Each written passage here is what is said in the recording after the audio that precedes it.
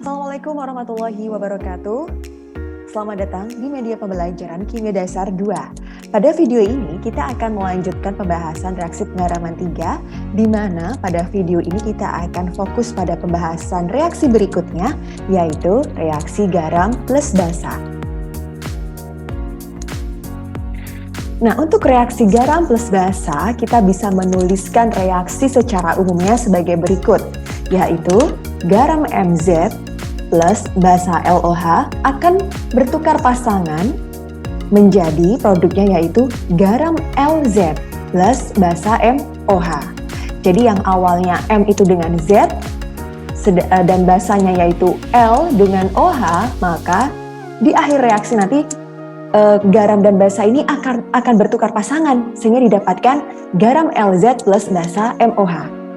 Nah, supaya reaksi ini bisa berlangsung, maka ada beberapa syarat yang harus dipenuhi. Yang pertama, yaitu garam MZ dan basa LOH. Jadi di sini kita membicarakan reaktannya ya. Nah, untuk reaktan yaitu garam MZ dan juga basa LOH, kedua-duanya ingat, kedua-duanya harus merupakan garam dan basa yang mudah larut di dalam air.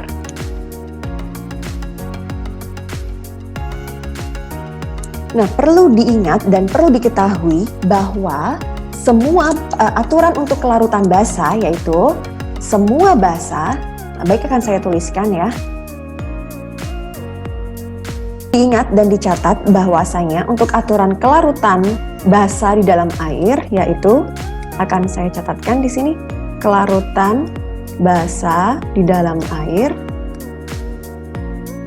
Umumnya anak-anak basa itu tidak larut ya, tidak larut kecuali yaitu basa dari logam alkali, kemudian basa dari Ca2+, Ba2+, dan Sr. Jadi ada 4 macam ini yang larut di dalam air. Tetapi pada umumnya basa itu tidak larut. Yang perlu diingat ini ya. Nah, kemudian untuk syarat yang kedua yaitu kita membicarakan produknya ya. Kalau tadi kita sudah membicarakan syarat dari segi reaktan, sekarang kita membicarakan dari segi produknya, yaitu ada garam LZ dan juga basa MOH. Nah, syaratnya supaya reaksinya bisa berlangsung yaitu garam LZ atau basa MOH atau bisa juga kedua-duanya merupakan basa atau garam yang sukar larut di dalam air sehingga nantinya kita bisa mendapatkan endapan. Itu ya. Nah, jadi tujuannya adalah di sini mendapatkan endapan. Jadi harus ada yang sukar larut. Atau bisa juga ada opsi yang ketiga yaitu basa MOH, yang ini anak-anak, basa MOH adalah NH4OH, di mana nantinya seketika akan terurai menjadi gas NH3 dan juga H2O. Jadi tujuannya yang perlu kalian ingat dan kalian pahami untuk reaksi garam plus basa di sini adalah untuk mendapatkan endapan. Kalau tidak bisa mendapatkan endapan, maka kita harus bisa mendapatkan hasil yang lain, yaitu berupa gas NH3. Nah,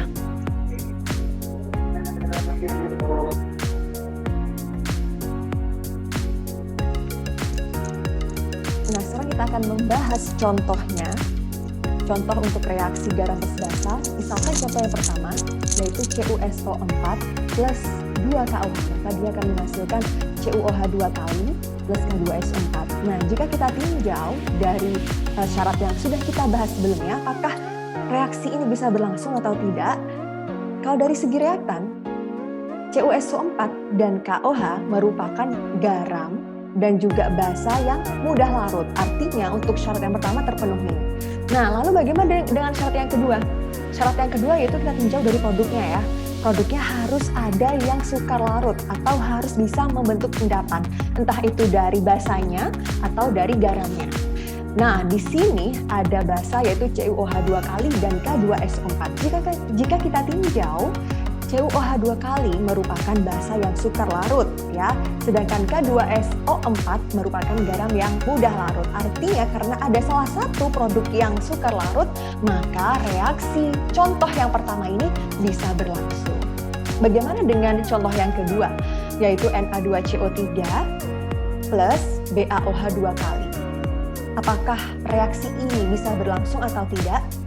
Kalau kita tinjau dari segi reaktannya, berarti Na2CO3 ya dan BaOH 2 kali, kedua-duanya ini merupakan garam dan basa yang mudah larut. Artinya syarat yang pertama terpenuhi ya.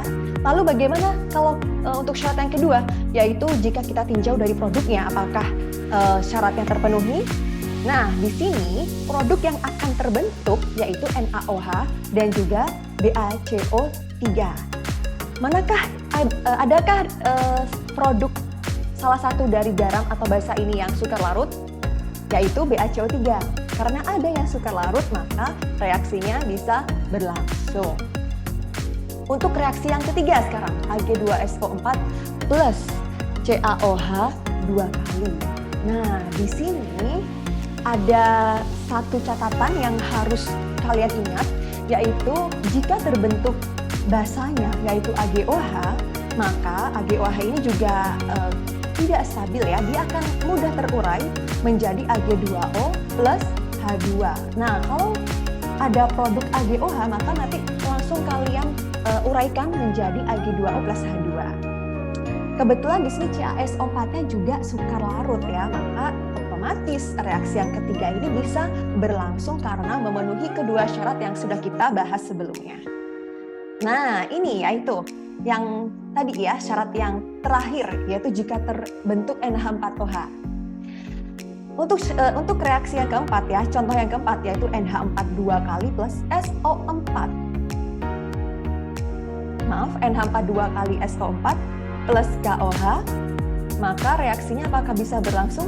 Bisa berlangsung, karena meskipun ya NH4OH itu juga mudah larut dalam air, tapi ternyata dia seketika terurai menjadi NH3 dan H2O. Jadi intinya untuk reaksi penggaraman 3 ini, jika terbentuk ada endapan atau terbentuk ada gas, di mana contohnya di sini yaitu gasnya NH3, maka reaksinya bisa berlangsung. Intinya sebetulnya reaksi penggaraman 3 seperti itu. Bisa dimengerti ya? Nah, berikutnya akan kita bahas mengenai catatan tambahan ya. Untuk reaksi penggaraman 3 ini, khususnya di reaksi yang kedua yaitu reaksi garam plus basa. Di sini ada dua catatan tambahan. Yang pertama, jika dihasilkan basa amfoter, dan yang kedua, jika bereaksi dengan NH4OH berlebih. Nah, ini ya anak-anak, kita flashback. Kita sudah pernah membahas tentang basa dan asam amfoter. Apa saja oksida yang bisa membentuk asam dan basa amfoter? Kurang lebih ini ya. Ada 1, 2, 3, 4, 5, 6, 7, 8, 9, 10. Ada 10 oksida amfoter yang nantinya dia bisa membentuk asam ataupun basa amfoternya. Kita flashback lagi, jadi ini kalian harus ingat-ingat lagi apa saja sih yang nantinya itu bisa membentuk asam atau basa amfoter, karena ada kaitannya ya dengan catatan tambahan. Nah, kita masuk ke catatan tambahan yang pertama, yaitu, bila basa yang direaksikan pada reaksi garam plus basa ini merupakan basa kuat, yaitu basa kuatnya apa saja? KOH, NaOH, CaOH 2 kali, SrOH 2 kali, dan BaOH 2 kali. Dan basa-basa ini dalam keadaan berlebih, maka akan terjadi reaksi lagi antara basa amfoter tersebut dengan basa kuatnya. Muter-muter kah? Oke, supaya nggak muter-muter, kita langsung masuk ke contohnya. Misalkan kita ambil ya contohnya, yaitu garamnya, ada garam dari larutan ZnSO4 bereaksi dengan larutan KOH berlebih. Biasanya nanti ada keterangannya ya, kalau di dalam soal itu ada keterangan berlebih seperti ini. Maka akan ada beberapa reaksi nanti ya. Reaksi yang pertama, tuliskan dulu masih normal ya, jadi bertukar pasangan akan dihasilkan K2SO4 plus ZnOH 2 kali. Nah, kita lihat ya reaksi yang pertama yaitu ZnSO4 plus KOH, di mana dia akan menghasilkan K2SO4 plus ZnOH 2 kali. Nah, di sini kalau kita lihat, kita tinjau, yaitu ZnOH 2 kali. Nah, akan terbentuk basa amfoter kan? Ini adalah basa amfoter, di mana ternyata sifatnya anak-anak basa amfoter ini, dia sifatnya fleksibel. Dia sifatnya fleksibel, dia bisa berperan sebagai basa, ternyata bisa juga berperan sebagai asam, tergantung di dalam sistem itu yang tersedia apa. Karena di sini yang direaksikan berlebih itu adalah KOH, otomatis ya, jadi dia mempunyai dua kepribadian ya, bisa basa, bisa juga asam, tergantung nih yang tersedia di sistemnya apa. Karena di sini yang ada KOH berlebih, otomatis masih ada sisa KOH dong ya, karena berlebih, jadi tidak tepat bereaksi. Artinya berlebih itu, karena masih ada sisa KOH, yaitu di mana KOH ini sifatnya basa, maka si basa amfoter ini atau si ZnOH 2 kali ini, dia akan berubah dulu menjadi asam amfoternya, yaitu H2ZnO2. Setelah berubah menjadi asamnya, menjadi asam amfoternya ya anak-anak ya. Jadi kalian harus hafal tadi oksidanya apa, basa amfoternya apa, asam amfoternya apa, harus hafal.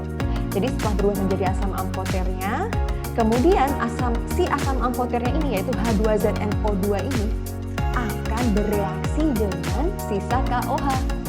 Ingat, KOH-nya berlebih, artinya tidak tepat bereaksi, alias ada sisa KOH. Maka akan bereaksi dengan KOH. Nah, kembali ke reaksi penggaraman 1. Asam plus basa akan menghasilkan garam plus H2O. Berarti garamnya K, diambil logamnya dari K ya. Dan anionnya dari mana? Anionnya dari ZnO2-, akan membentuk garamnya yaitu K2ZnO2 plus H2O. Setelah reaksi 1, 2, 3 setara, kita lihat. Caranya sama ya anak-anak ya, sama seperti reaksi-reaksi sebelumnya. Kita lihat apakah ada senyawa yang sama di ruas kiri dan kanan.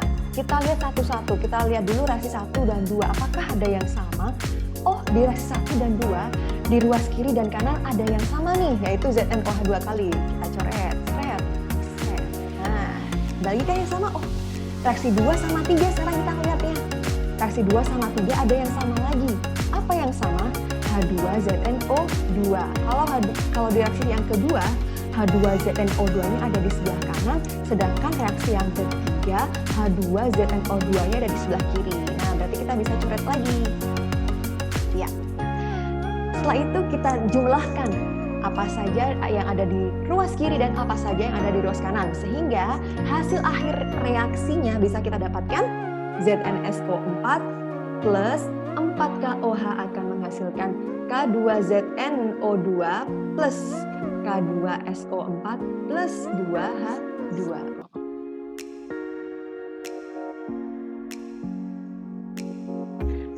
Nah, catatan tambahan berikutnya, ya ini masih lanjutannya ya. Nah, dalam hubungan dengan adanya basa-basa amfoter tadi, ternyata beberapa logam, yaitu Al, Zn, Sn, Pb ini, di mana logam ini merupakan logam yang tadi ya sifatnya amfoter, maka akibatnya dia ternyata bisa bereaksi dengan basa kuat sehingga akan dihasilkan garam plus H2. Bagaimanakah maksudnya Bu? Langsung aja ke contohnya supaya lebih paham ya. Ini, jadi untuk 4 logam berikut ini, ada apa saja logamnya? Logamnya yaitu ada yang pertama ada Al, Zn, Sn, Pb. Nah, dalam kaitannya dengan sifatnya sebagai basa amfoter tadi ya, basa amfoter berarti dia bisa asam ya, ada kecenderungan untuk bisa menjadi asam. Nah, karena tadi ada kecenderungan untuk menjadi asam, akibatnya logam-logam ini dia bisa bereaksi langsung dengan basa kuat ya. Kita ambil contohnya yaitu NaOH. Kita ambil contohnya di sini basa kuatnya NaOH ya. Dia bisa bereaksi dengan NaOH, padahal kalau reaksi yang sebelumnya kita kenal itu kan logam itu bereaksinya sama asam ya, Nana ya. Tapi khusus AlZnSnPb ini karena dia memiliki sifat amfoter tadi, artinya dia bisa berperan juga menjadi asam ya, maka dia bisa juga bereaksi dengan basa kuat, membentuk garam plus H2. Nah, untuk garamnya, pembentukan garamnya ini berasal dari mana? Pembentuk garamnya ini berasal dari asam amfoternya. Jadi kalau Al, nanti asam amfoternya yaitu HAlO2 ya.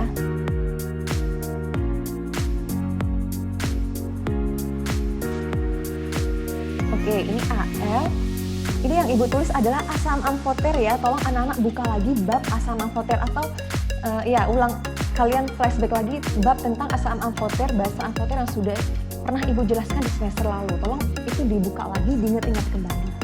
Al itu asam amfoternya yaitu HAlO2. Ini sebenarnya ada dua bentuk ya, anak-anak ya. Tapi yang kita ambil di sini HAlO2 ya. Nah, di sini garamnya dari mana? Dari ini ya, anak-anak, AlO2-nya. AlO2 hanya tinggal ganti si Na. Terbentuklah NaAlO2, tinggal setarakan seperti biasa. Nah, khusus yang ini, reaksi yang pertama, kalau yang terbentuk garamnya adalah NaAlO2, maka dia ada tambahannya yaitu H2O. Gitu ya, anak-anak ya. Khusus yang Al, reaksi yang pertama, Al plus NaOH, ketika asam amfoter yang kalian pilih adalah AlO2, maka di reaktannya, sisi reaktannya kalian perlu menambahkan H2O. Supaya setara ya. Gitu. Nanti coba kalian cek untuk Al ini sebetulnya ada dua bentuk ya asam amfoternya. Coba kalian cek asam amfoter yang satunya lagi, bagaimana reaksinya ya. Untuk asam amfoter satunya lagi, itu tidak perlu kalian tambahkan H2O. Untuk reaksi yang pertama ini supaya setara ya, jadi perlu ditambahkan H2O di sisi kiri. Nah, untuk yang reaksi kedua, ketiga, keempat, caranya bersama seperti yang reaksi pertama ya. Kalau Zn itu berarti asam amfoternya apa sih Zn? H2ZnO2. Maka H2 ini gantilah dengan logam Na sehingga akan terbentuk garamnya yaitu Na2ZnO2. Begitu juga dengan Sn dan Pb. Sama. Begitu ya anak-anak ya. Oke, Ibu ulang lagi supaya lebih nempel, supaya lebih paham lagi. Yang selama ini sudah kita kenal, logam itu kan bereaksinya dengan asam. Nah, karena ini logamnya punya sifat spesial, yaitu AlZnSnPb, karena punya sifat spesial, yaitu bisa membentuk basa dan asam amfoter, sehingga untuk keempat logam ini ternyata dia bisa juga bereaksi dengan basa kuat, membentuk garamnya dari si asam amfoternya, anionnya ya. Semoga bisa dipahami penjelasan itu ya. Kita lanjut ke catatan tambahan berikutnya. Catatan tambahan yang kedua sekarang ya. Kalau tadi berhubungan dengan sifat amfoter ya, sekarang ada kaitannya lagi sama garam kompleks. Oke. Ya, ini dia catatan yang kedua. Jika basa yang direaksikan di sini adalah NaH4OH dan dalam keadaan berlebih, maka kemungkinan akan membentuk garam kompleks. Jika catatannya apabila logamnya yang terlibat di sini yaitu Zn, Ag, dan Cu yang valensi 2. Bu, muter-muter Bu. Oke, langsung aja kita masuk ke contoh. Dengan begitu akan lebih mudah dipahami ya. Contohnya, kita fokus ke contoh yang pertama dulu ya. Ini contohnya AgNO3 direaksikan dengan NH4OH berlebih. Reaksinya seperti ini. Supaya lebih mudah dipahami akan Ibu jelaskan dengan papan tulis ya.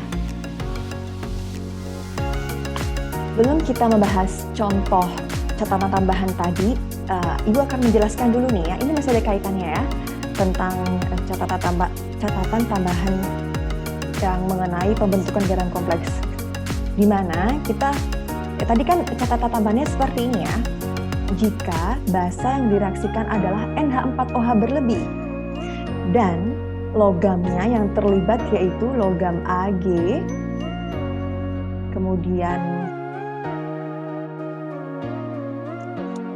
kemudian logam Zn dan juga Cu. Nah, supaya kalian lebih mudah dalam mengingat garam kompleks yang terbentuk, akan Ibu jelaskan pembentukan garam kompleksnya dari awal dulu, begitu ya. Tapi kalau menurut kalian penjelasan Ibu ini malah memperumit, tidak masalah. Kalian bisa langsung menghafalkan senyawa kompleksnya saja ya. Ini Ibu akan menjelaskan bagaimanakah garam kompleks itu bisa prosesnya terbentuknya gitu ya. Kalau Ag, kalian masih ingat ya anak-anak, di ion kompleks itu ada namanya atom pusat dan ligan ya, di mana nantinya akan juga ada istilah bilangan koordinasi ya. Ag itu bilangan koordinasinya sudah tertentu ini ya. Ag itu bilangan koordinasinya yaitu 2. Zn bilangan koordinasinya yaitu 4. Cu juga 4. Cu ini yang valensinya 2 ya. Cu valensi 2, Ibu tulis seperti ini. Sehingga ketika Ag membentuk ion kompleks dengan NH3, maka si Ag ini bisa mengikat NH3 sebanyak berapa? Sesuai dengan bilangan koordinasinya, yaitu 2. Sehingga Ag plus 2NH3. Nah, akan dihasilkan ion kompleksnya apa? Ag biasanya dengan huruf kurung tanda kurung seperti ini. Ag NH3. NH3-nya sebanyak bilangan koordinasi 2. Ag NH3 2 kali. Otomatis ini tidak netral ya. NH3 itu kan tidak bermuatan, 0. Sedangkan Ag di sini plus Ag. Muatannya plus, NH3 itu tidak bermuatan alias 0. Maka muatan total ion kompleks ini menjadi plus. Bisa dipahami? Sehingga ketika ion kompleks ini AgNH3 2 kali muatannya 1 plus berikatan sama NO3 min, maka akan membentuk garam kompleks. Kebetulan muatannya sama, plus sama min, sama-sama 1 muatannya, 1 plus dan 1 min, otomatis saling mengurangkan ya, sehingga akan terbentuk garam kompleksnya yaitu AgNH3 2 kali NO3. Nah, inilah yang harus dihafalkan. Kalau menurut kalian penjelasan ini terlalu panjang, Bu, panjang banget sih, tidak masalah. Cukup kalian hafalkan yang ini aja. Yang penting yang harus dihafalkan yang mana? Yang ini. Dihafalkan AgNH3 2 kali NO3. Inilah garam yang akan terbentuk nanti. Kalau Zn sekarang ya, ini tuh Ag ya. Ag ini. Nah, Zn di bawahnya ya. Zn sekarang, Zn karena 4, berarti dia akan mengikat 4. Bilangan koordinasinya 4, maka akan mengikat 4 NH3. Sehingga akan membentuk ion kompleksnya Zn NH3 4 kali, muatannya 2 plus. Ketika Zn NH3 4 kali 2 plus ini berikatan, Zn NH3 4 kali 2 plus mengikat atau berikatan sama ion nitrat NO3 min. Berarti garam kompleks yang terbentuk pakai cara silang ya, perkalian silang seperti ini. 2-nya di NO3, 1-nya di Zn NH3 4 kali. Maka garam kompleks yang akan terbentuk yaitu Zn NH3 4 kali NO3 2 kali. Ini yang harus dihafalkan. Oke, begitu juga untuk Cu.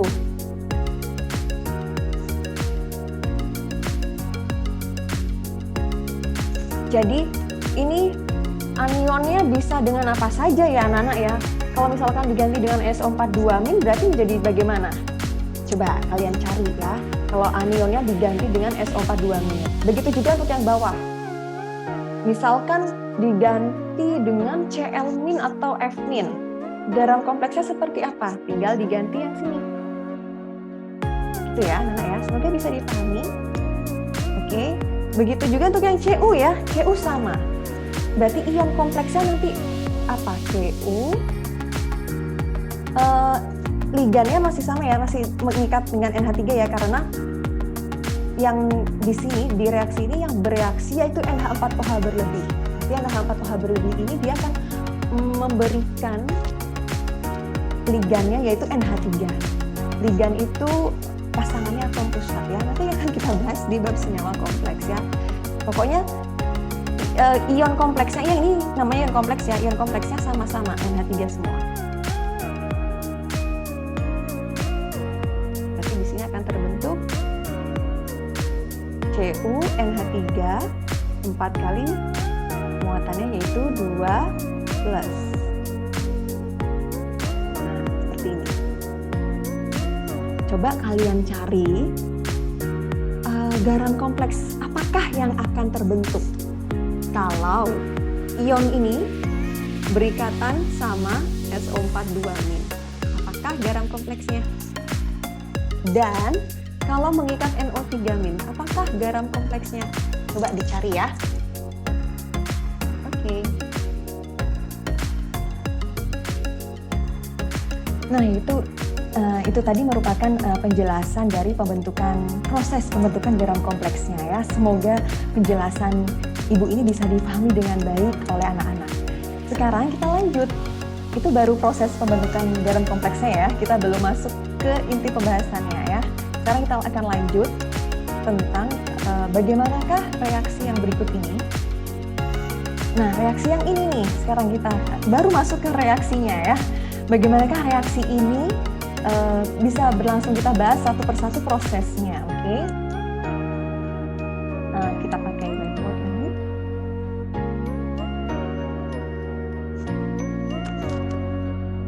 Nah, jadi misalkan ya, untuk contoh yang Ag sekarang ya, ketika ada contoh yang pertama, yaitu larutan AgNO3 bereaksi dengan NH4OH berlebih. Biasanya nanti di soal pasti ada keterangan berlebih ya. Jadi akan ada 3 reaksi. Reaksi yang pertama, tuliskan dulu masih normal ini, AgNO3 plus NH4OH. Hasilnya apa? Akan bertukar pasangan menjadi AgOH plus NH4NO3. Sampai di sini masih bisa dipahami ya. Nah, ingat kita ketemu sama AgOH, di mana AgOH ini merupakan basa yang kurang stabil, dia akan mudah terurai seketika menjadi Ag2O plus H2O. Kalau sudah seperti ini, sebaiknya kita tuliskan ulang ya. Akan Ibu tulis ulang AgNO3 plus NH4OH, ini Ibu tulis ulang ya. Langsung Ag2O kita uraikan plus H2O plus atasnya sampingnya itu NH4NO3. Oke, ini reaksi yang pertama. Karena NH4OH-nya berlebih, ya catatan tambahan, ingat jika direaksikannya dengan NH4OH berlebih dan logamnya yang terlibat yaitu Ag, Cu, valensi 2 dan Zn. Wah, di sini ada Ag, berarti akan membentuk garam kompleks. Proses yang kedua yaitu pembentukan garam kompleksnya. Pembentukan garam kompleksnya bagaimanakah reaksinya? Yaitu kita tuliskan reaksi berikutnya Ag2O yang akan terlibat di reaksi yang kedua itu ini produknya Ag2O. Dan H2O ini nggak ikut ya, Ag2O saja dan NH4NO3. Ag2O dan NH4NO3 di reaksi yang kedua akan bereaksi kembali. Ada reaksi lanjutannya. Bereaksi dengan siapa? Sisa NH4OH. Membentuk garam kompleksnya apa? Yang sudah Ibu jelaskan tadi ya, yang prosesnya cukup panjang itu. Membentuk garam kompleksnya yaitu Ag, NH3, dua kali NO3 plus ada plusnya, plus H2O. Ingat ini dapatnya dari mana? Ya, sudah Ibu jelaskan di sebelumnya. Balik lagi, putar lagi kalau masih belum paham, pahami dulu sebelumnya. Oke? Jadi ini NO3-nya tergantung ya, NO3-nya ini tergantung di garam yang dari awal. Apa yang terlibat? Kalau misalkan Ag-nya bukan AgNO3, misalkan, tapi yang paling mungkin untuk Ag itu memang AgNO3. Misalkan yang mana ya, misalkan aja. Misalkan di sini SO4, misalkan. Tapi sepertinya kalau SO4 berarti dia akan sukar larut ya. Misalkan aja di sini SO4, maka berarti di sini juga harus kalian sesuaikan. Di sini juga SO4. Pokoknya anion di sini dia menyesuaikan dengan garam yang di awal. Oke, NO3 ini menyesuaikan dengan NO3 yang di sini. Jadi kalau di sininya misalkan Cl ganti kalau misalkan yang di sini Cl, maka gantilah di sini dengan Cl. Demikian ya, semoga bisa dipahami. Kalau sudah, ini reaksi 1, ini reaksi 2 kita setarakan. Mana yang belum setara? Nah, ini 2 harusnya ya. Ini 2. Ini 2. Kemudian ini juga 2. Dan ini juga 2. Oke, reaksi yang kedua.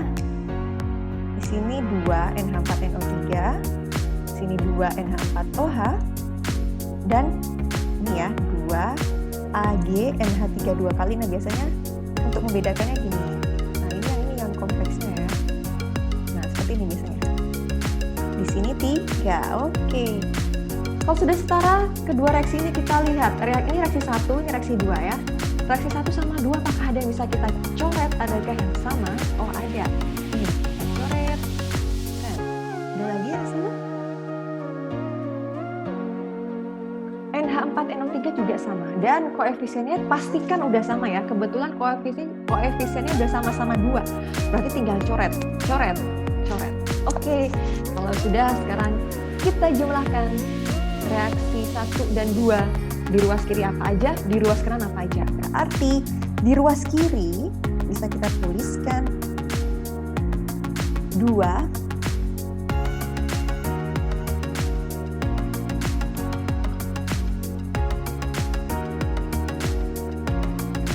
kita tuliskan 2 AgNO3 plus ini ya sama NH4OH-nya sama, berarti kita jumlahkan ada 4 NH4OH akan menghasilkan 2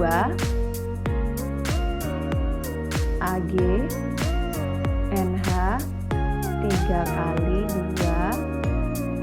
AgNH3 2 kali NO3 plus ada 4H2O. Di sini 1, di sini 3, jadi 4 aja. Sudah, ini untuk contoh yang pertama. Nah, ini untuk latihan, coba kalian kerjakan ya. Latihan berikut ini, larutan reaksi, bagaimanakah reaksinya, reaksi pembentukan garam kompleks apabila larutan CuSO4 direaksikan dengan NH4OH berlebih. Nah, bagaimana pembentukan reaksinya sehingga nantinya akan dihasilkan garam kompleks. Untuk yang kedua yaitu larutan ZnCl2 direaksikan dengan NH4OH berlebih. Caranya hampir sama seperti reaksi yang sudah Ibu jelaskan tadi ya, yaitu untuk larutan AgNO3.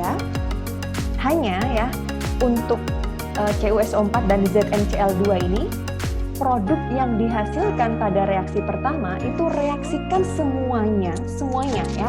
Semuanya tanpa terkecuali. Kalau tadi kan untuk yang reaksi AgNO3 dengan NH4OH itu kan H2O-nya tidak direaksikan ya. Tapi untuk reaksi ini, kedua reaksi ini, produk yang dihasilkan pada reaksi yang pertama, reaksikan semuanya dengan sisa NH4OH berlebih. Sehingga nanti akan membentuk garam kompleks plus H2O. Gitu ya. Dicoba kerjakan dua reaksi ini. Nah, oke, itu tadi penjelasan tentang reaksi penggaraman 3, yaitu reaksi yang kedua, reaksi garam plus basa. Semoga penjelasan tadi bisa bermanfaat dan bisa dipahami dengan baik. Sampai jumpa di video berikutnya. Terima kasih. Assalamualaikum warahmatullahi wabarakatuh.